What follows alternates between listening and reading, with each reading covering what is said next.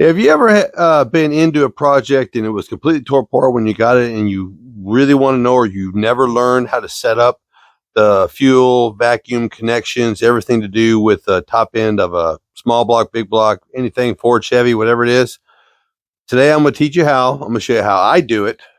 Maybe you learned something. Maybe I learned something if you guys come up with something that I miss. So let's get this carburetor and everything set up.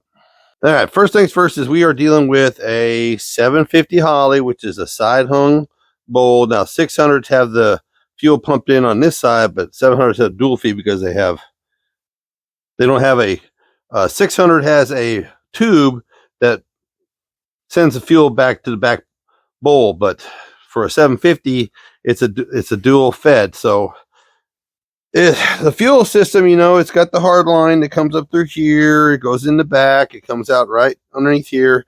So I just use a rubber line to connect to the fuel line for the carburetor. And this connection down here, from there to here, I'm going to put a filter in here on this end. So you can either put a filter in here, or you can put a filter in here, just as long as the fuel is filtered. And there's enough room down in here. You can put a clear plastic filter in, a Wix, and put the fuel in there. So okay, so first things first is you got to have a couple things when it comes to these. Is we got the fuel system already set up. So now we have to connect everything here, and you're going to have a couple things. This motor had a kickdown cable bracket here that I cut down. It was sticking way up here.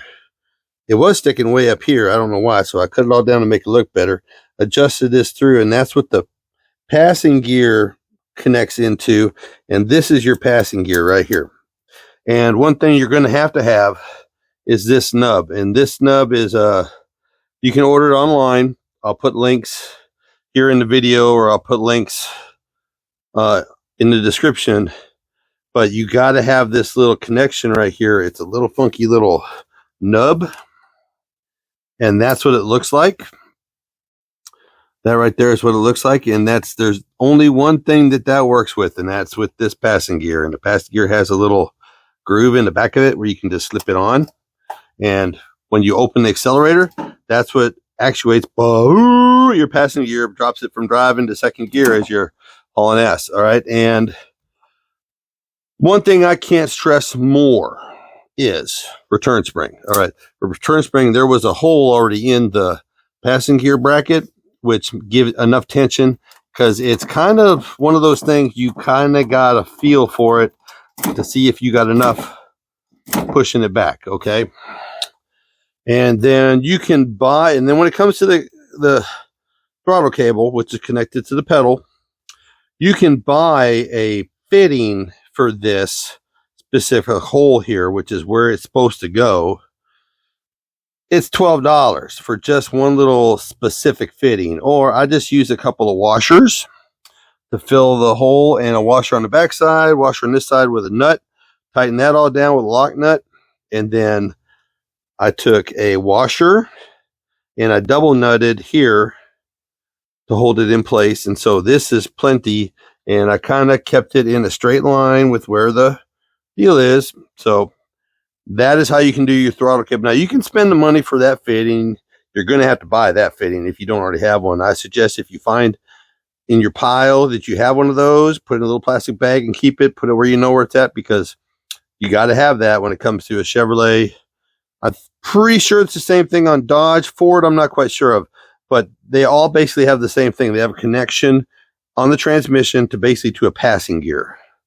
So that is this side, and this is just a quadrajet throttle bracket that I cut down and I ground up and I made pretty and I painted.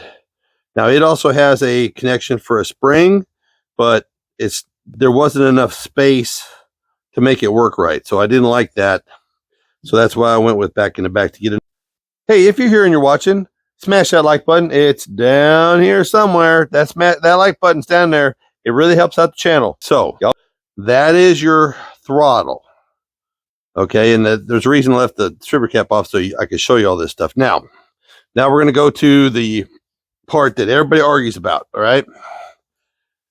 Okay, so we have a breather cap here, but we have a PCV valve here, positive crankcase ventilation valve. PVC, PCV, whatever it is. All right, so, and that's got to go to a ported manifold vacuum, which is on these new carburetors. The old carburetors, they had this port, which is a manifold vacuum. They had this port, which is a ported vacuum, and they had this port, which is a manifold vacuum, which most people use to run the brakes, which is what we're doing here too. I'll tell you about that in a second. The new ones have an extra one, have an extra ported, they have an extra manifold vacuum, a big one in the front. And that's what I'm running this PCV off of. So this can pull the fumes off the engine and recirculate it through the engine as it's burning. Clean it up a little bit so that you don't have smoke puffing everywhere whenever you're running the deal. Now, here comes the fight. I always run my distributor off of ported vacuum. This vacuum doesn't come on until after you get past about 2,400 RPMs or cruising speed. That's when this manifold vacuum comes on. And that's when I want the manifold to be added to the distributor, is when I'm cruising down the highway to get this engine to run more efficiently. That's what I don't think people understand, is that when I say I run then this is not drag racing. This is just driving up, enjoying this up and down the street, having fun. Okay. This is just for fun.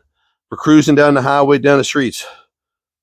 This vacuum, I want this. I don't want any vacuum on that as it's idling. I want this vacuum to come in as it's cruising, which is when you need that extra degreeage of advance to make this thing run more efficiently.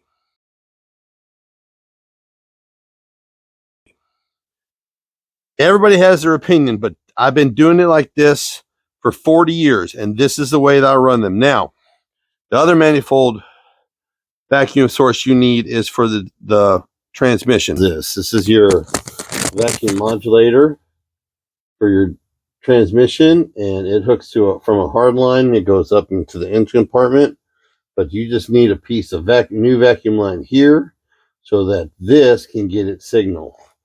And then we're going to move up top, and we're going to work from there.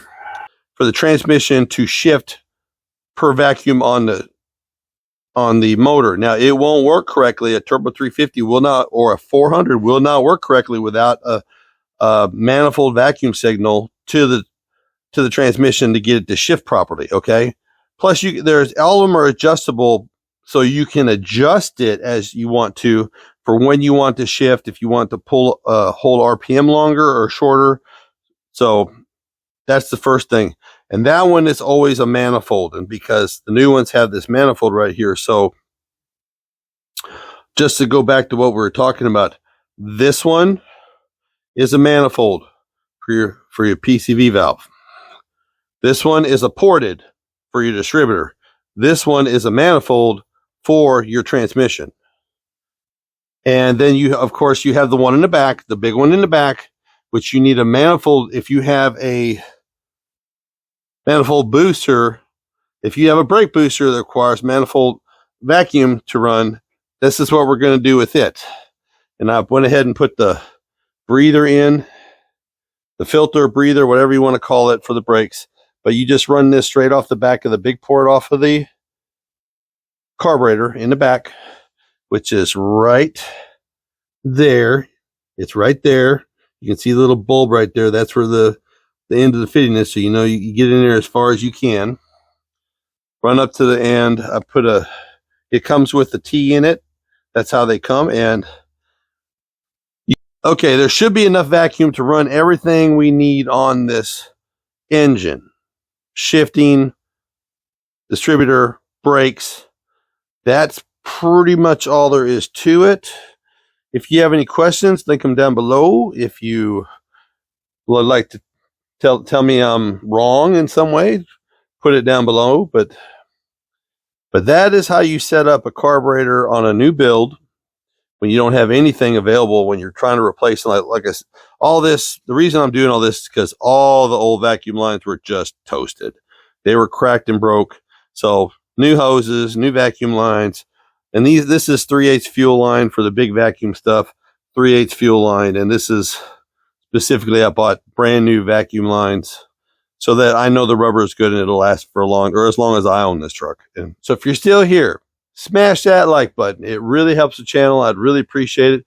See, I'm wearing my new Buck U, established 1968 t-shirt in the shop. It's on the website. You guys check it out. Y'all have a great day, because great day today could mean work done and everything plumbed and ready to go on your carburetor, your top end of your motor. Y'all be good.